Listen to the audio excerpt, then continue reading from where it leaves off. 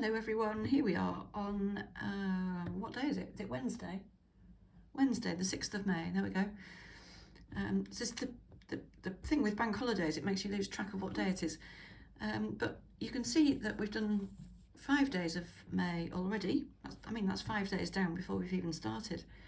And I'm just getting ready to do the 6th here. I've got no idea what I'm going to do today. All I know is that it's got to be fairly linear and it's got to be fairly horizontal, because I've got lots of circles around it, and I've got a few lines, sort of vertical lines around it. And I know I say we're not trying to make something beautiful here, but I do try to kind of balance the line work and the colours as far as I can. So I'm thinking something kind of horizontal here, and that's about as far as I've got. And I think what I might do is actually just fill it with a pattern. So I've got some silk pearl 12 thread here, and to start with, this blue might be a little bit too pale, but we'll see. So I'm just going to do something very simple.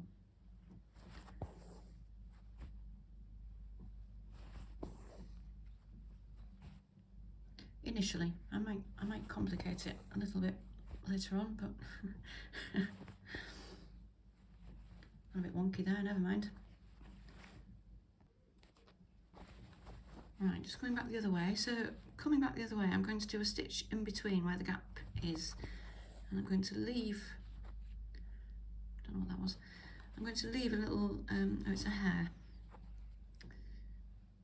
one of mine. I'm going to leave a little space here, I don't know what that is, about 1/8 of an inch, something like that. So I'm going to do a stitch in between the previous one, so you end up with a kind of staggered running stitch.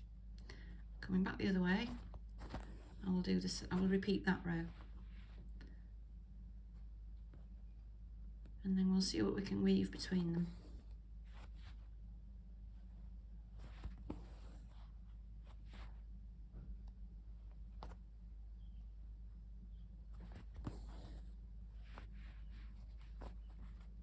That gap needs to be slightly bigger. Let's just do that again. It's a bit more even, isn't it? So basically, I'm going to repeat those 2 rows. And I may leave some sort of space in the middle. Let's see how we go.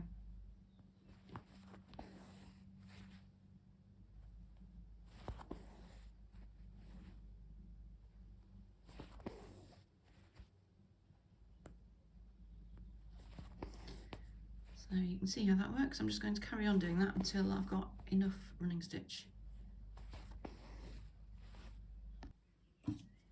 Okay, so I've done a bank of running stitch there.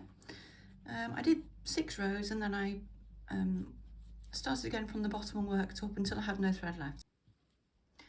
What I'm going to do now is I've taken 1 strand of DMC.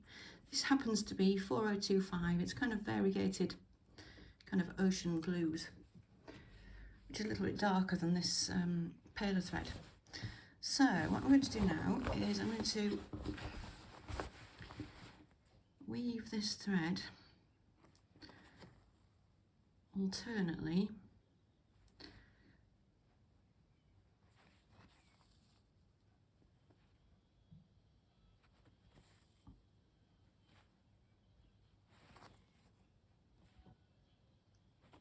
between the stitches on the first 2 rows.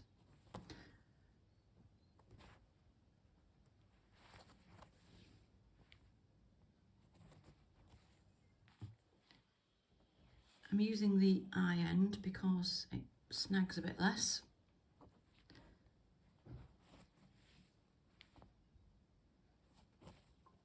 So we get to the end there, take that down, And then what we need to do is come up somewhere near this one. And what we're going to do here is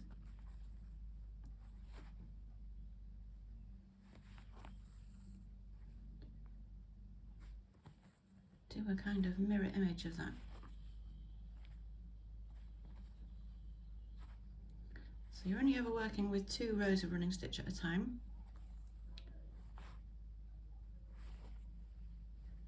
And you'd get a different look actually if you kind of repeat, instead of doing a mirror image of that, if you repeated that, you'd get, what would you get, rows of zigzags possibly. So, you know, that's 2 different patterns with the same pairing of stitches or threads.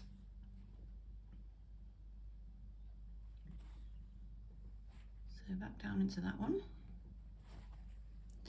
And I'm going to take that down into the cloth and back up again for the next row. So then exactly the same, just working on the next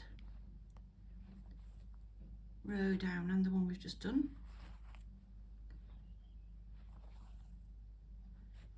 Being careful not to pull too tightly. I really like threading stitches like this. I find it quite relaxing, because it's kind of effortless, because you're not pulling anything through the cloth, you're just weaving on the surface. It's quite meditative.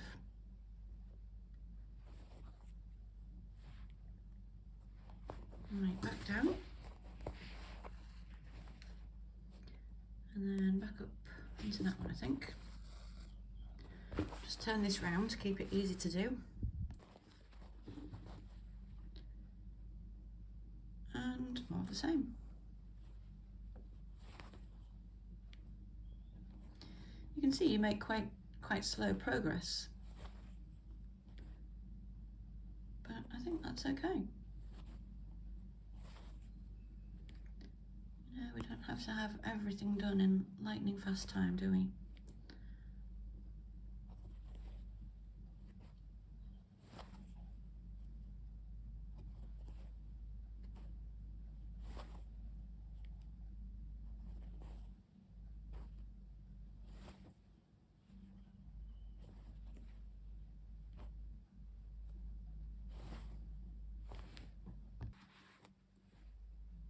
Just doing this last section of the top half.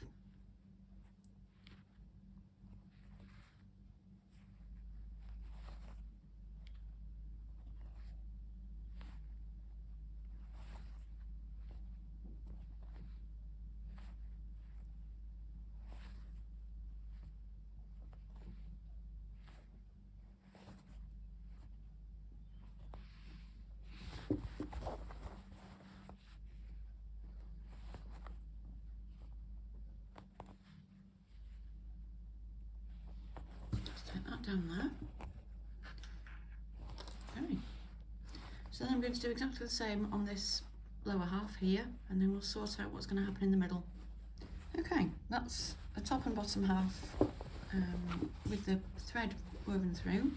You can see it's not exactly a regular pattern, and it depends on the spacing of your running stitches, and it depends on how even and regular your running stitches are. But anyway, we've got a gap here.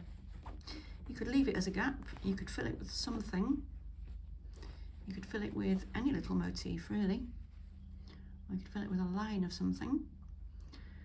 I'm just going to have a think about that.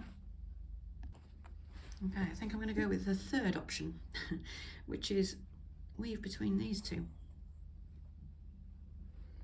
And we'll have a long float there, but what I'm going to do is come back along the row and do a little catching stitch over the top of these long floats,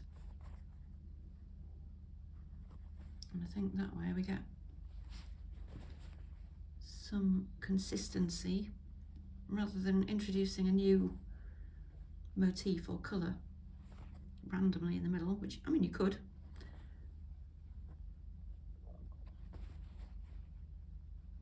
I think I prefer something a bit quieter today. And I haven't been quite so careful with spacing the two banks of running stitch, but actually, do you know what we could do? We could do that, couldn't we? Should we try that? Go on then.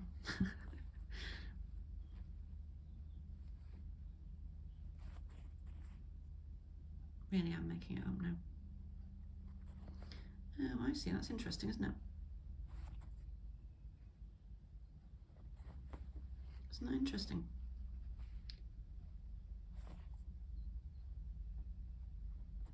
That isn't behaving as I expected to. My thread's going to run out.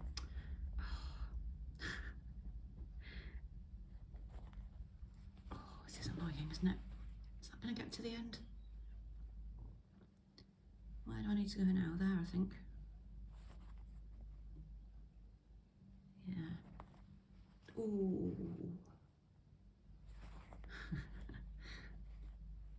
Whoops, that was the wrong one, wasn't it?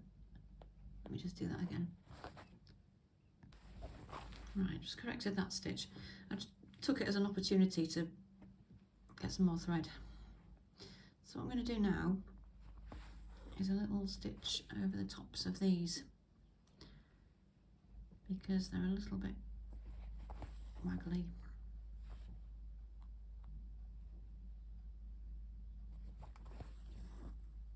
Just to hold the centre of these crosses down.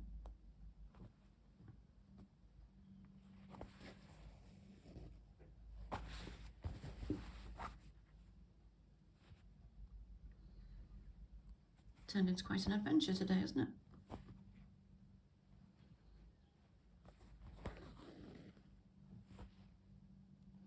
This is the thing, when you get stitching there, you know, you take a handful of very simple basic stitches, and there's probably an infinite number of ways that you can combine them and make them work together. I think I'm going to come back and catch this long thread down as well.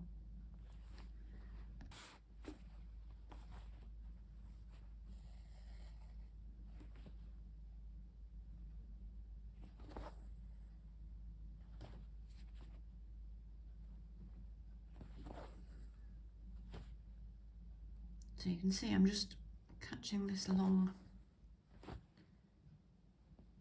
thread down, these long verticals.